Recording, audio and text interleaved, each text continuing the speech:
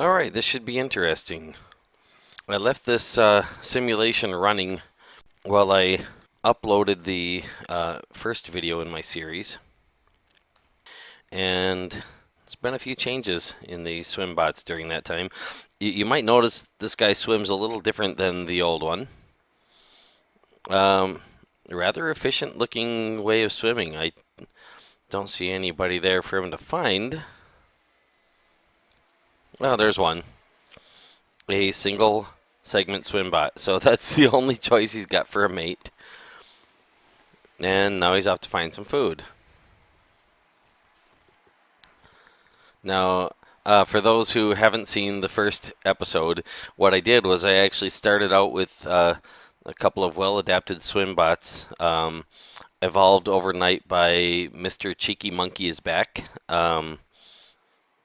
Truth Teller 1996 on Twitter, and I added to it into the same pool a Swimbot that had all of its DNA zeroed out. So I started with one somewhat well-adapted Swimbot and one with its DNA completely zeroed out, and I let them evolve from there. But then along the way, I also started adding random mutations in, zapping ones that were doing well. Have some interesting color combinations here. Not that that matters to the survival of the Swimbots.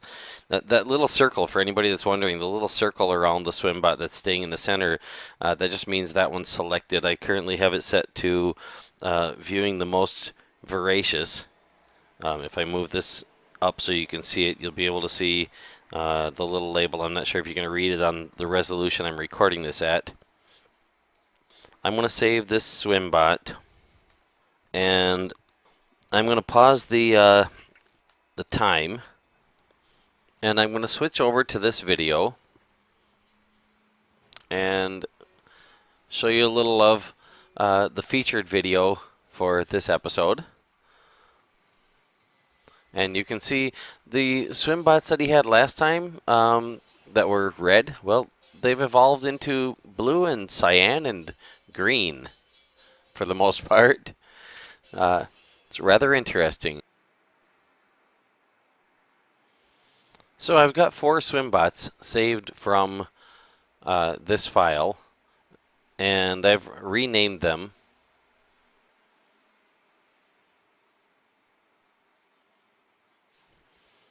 As Swimbots, Swimbot 1A, Swimbot 2A, Swimbot 3A, Swimbot 4A. For safekeeping. Now I won't be able to load them directly that way. I will have to rename them again in order to load them. But I have also made a Swimbot 1 and a Swimbot 2, both with their DNA zeroed out.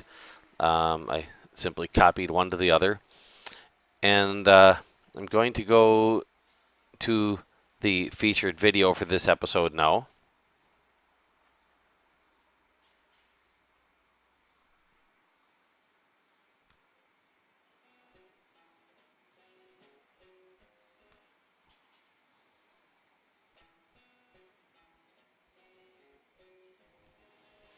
And here it is from Mrcheekymonkeyisback. You can see that the Swimbots he had in his last Swimbot video, which were red, have now evolved into blue and green and cyan and looks like some white in there. Very different, and this is time-lapsed, but even so, you can see they're just devouring those food bits. I'm not sure how many he started the pool with. I'm guessing probably just a pair of them. And in a pool full of food. So, at any rate, I'm going to go ahead and scroll down to the About section, and in the description there is Swimbot DNA, which I'm going to copy.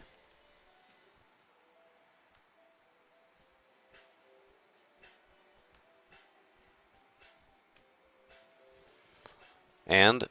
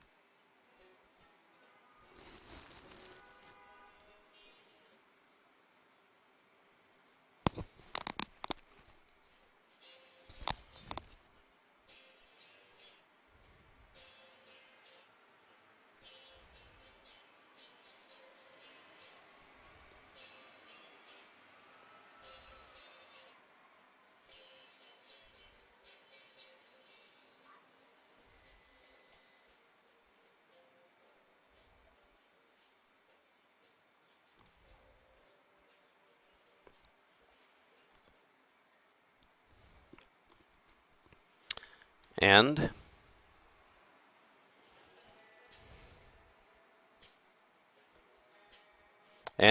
scroll back up.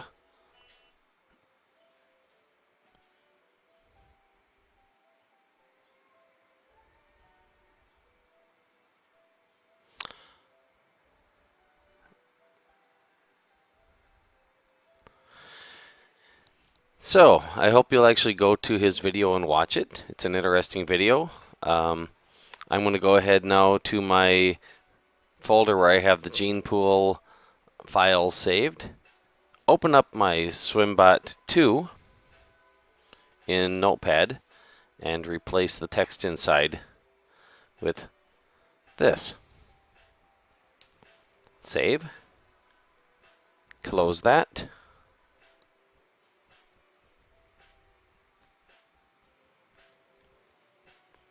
And back to the GenePool simulation I have running.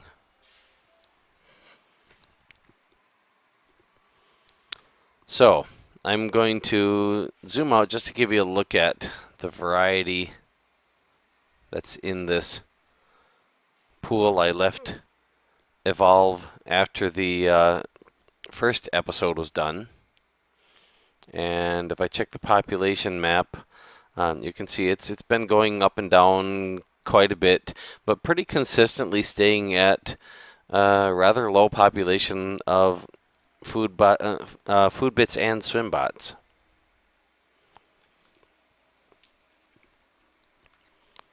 Now I'm just going to save this as Pool 4,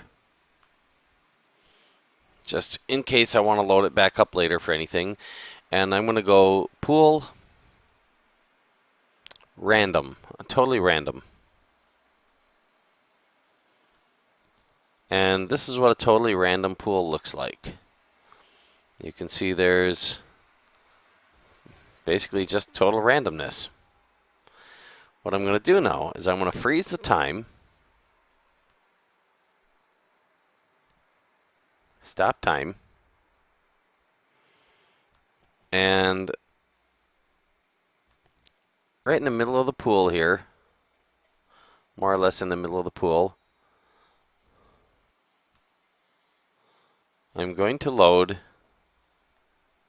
Swimbot 2, which is the one that I just got off of that web page. And that's it right there. I'm going to zoom in so you can get a good close look at it. This is Swimbot 2. Now, that's the Swimbot that's from the featured video page. Now I'm going to go way out here to the outside edges, and I'm going to load up outside of the food area Swimbot 1, which has its DNA all zeroed out. And I'm just going to move it a little over this way and load another Swimbot 1.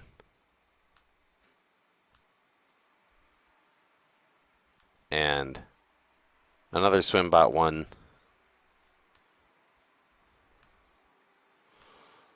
So basically I'm just going to go around this disk of food here, loading up copies of Swimbot 1 with its zeroed out DNA. Now the reason I'm doing that is because I want to show what happens in a population where everything is able to breed with everything. They're all the same species. But you've got a lot of things that are really not fit for survival. There was a little thing called a eugenics project that happened in World War II, where what was done with agriculture was tried out on humans.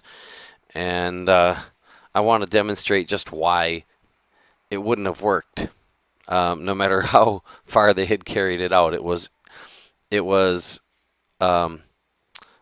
not only a very wrong thing to do, but not even something that would have worked.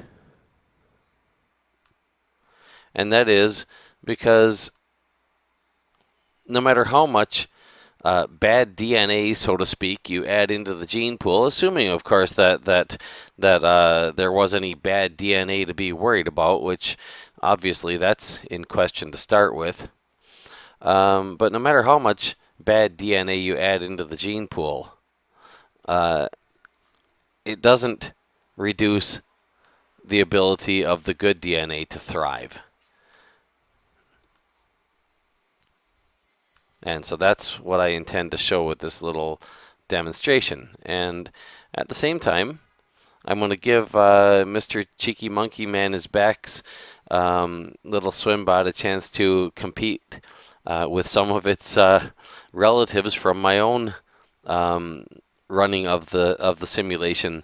They've evolved in a separate lineage, and we'll just see what the results end up looking like. I don't actually know what the results are going to look like. And I don't know for certain that they're going to survive either. There's no certainty of that, even if I didn't have all these random Swimbots in here and all these Swimbots with their DNA zeroed out. But I figure the odds are high enough. I'm going to go ahead and try my little experiment and hope it demonstrates my point. And if it don't, well, I'll publish it anyway. And anybody who wants to try to duplicate the experiment themselves to find out if they think I'm wrong, was I would encourage that. In fact, whether this appears to validate my point or not, I would encourage doing your own experimentation. Learn about the world. Don't just take someone's word for it. The world is a good teacher of itself. So there, that should be enough of those.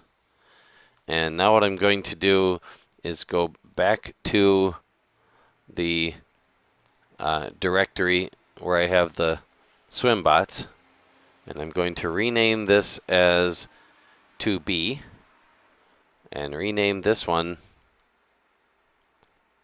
as 1B.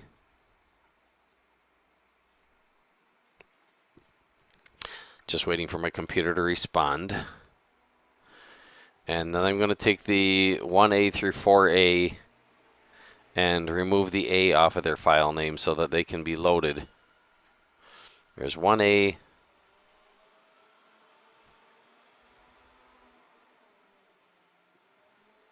Two A, take the A off.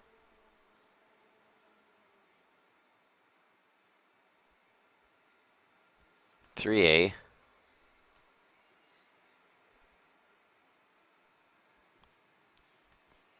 Sorry, this thing is being so slow. And take the A off of 4A.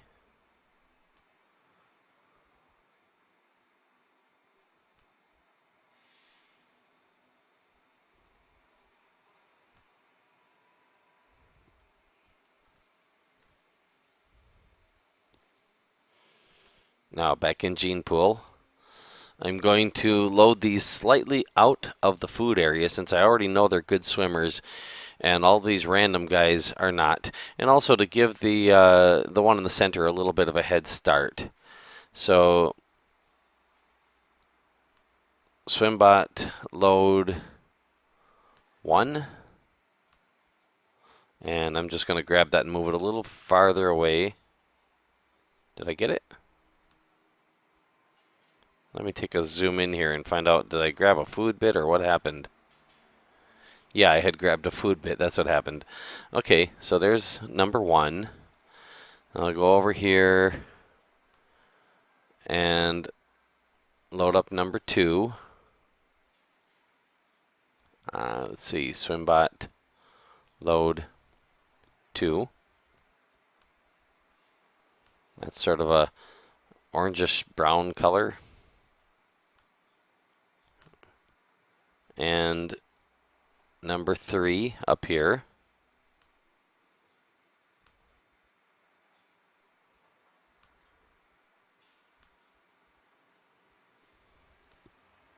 And that's sort of a yellowish color. Yellowish brown, more or less. And over here I'll put number 4.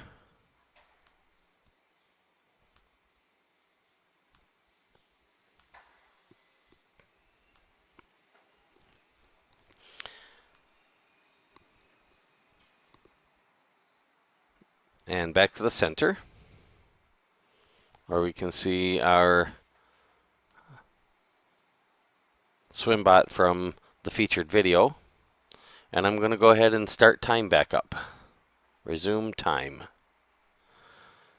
And let's just take a close look at this Swimbot here.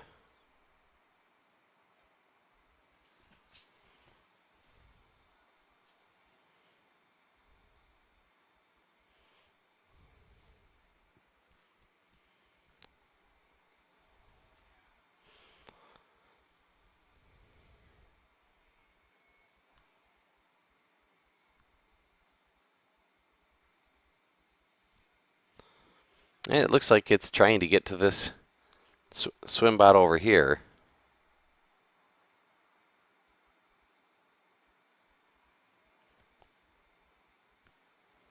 It's a little slow, but it's getting there. Now again, all of these random Swimbots, they're going to be practically incapable. You can see they're not even managing to get to food. They've just got random DNA, so they're pretty helpless. And that one has managed to reproduce once. Now it's going to go back for some more food. So let's take a look and see at this point what is the most prolific. And that looks like, was that number 2 I brought in, I think? It's the orangish brown colored one with so far 6 offspring and 5 food bits eaten. And the most voracious, same one. So that Swimbot's just going at it. Now, I'm going to leave this run for a while and not make you put up with watching the whole thing.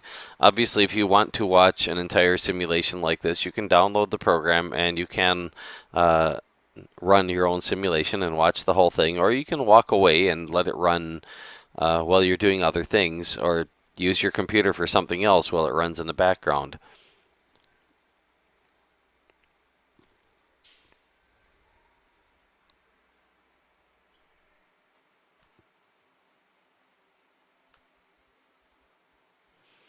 I'm going to zoom out a little, find the center again, and see if I can locate that original Swimbot from the featured video. And there it is. And you'll find the featured video link in the description, by the way.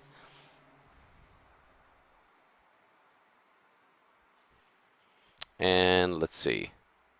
I want to try to select this one if I can get it. There. And just see how many offspring it has. So far it's eaten 3 food bits and it's made 3 offspring.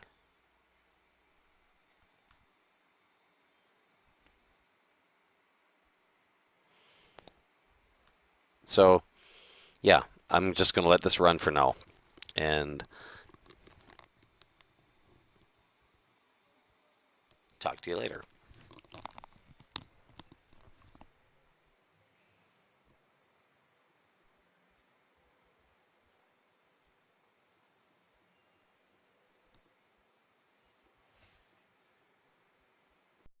Settled so far on 157 Swimbots, 128 food bits, and changing a small amount each way.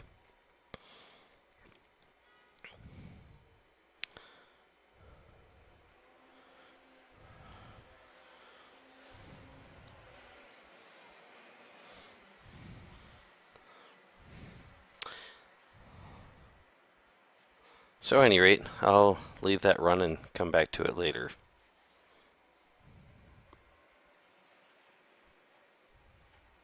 Well, I went away and came back, and I looked at the screen and I was surprised to find what was showing up as the most prolific. It wasn't one of these guys. But yeah, the population was down pretty low. It's down to 33 actually.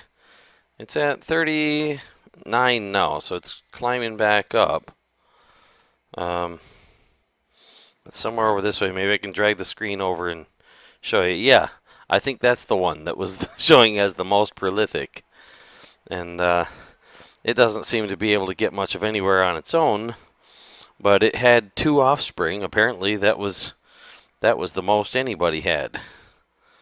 And how much food is there? Population. Yeah, see the food's climbing up quite a bit. It's at 302 right now, but it looks like for a while the population was dropping way down and the food was climbing way up. Not sure exactly what happened there. Let's see, view most prolific.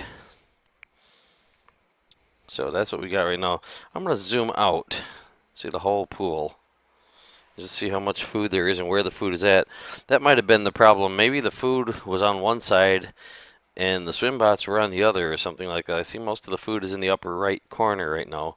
If I drag the screen down, you can see that's the upper right. Down here is the bottom, and there isn't much food there at all. But up here in the upper right, there's a lot of food there. And maybe the Swimbots were all far away from that.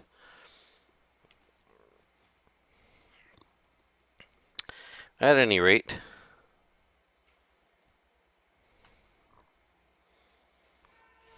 they seem to be catching back up now.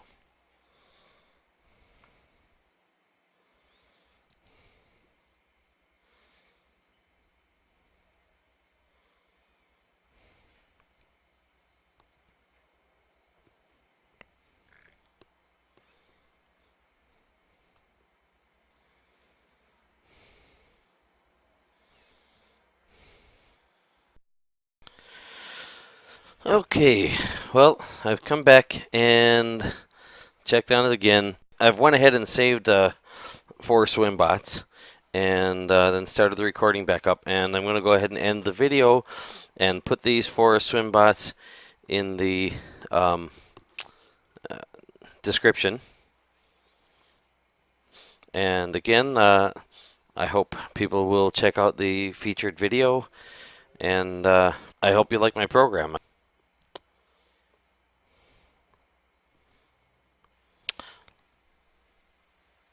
Hope you enjoy the new series. Thanks.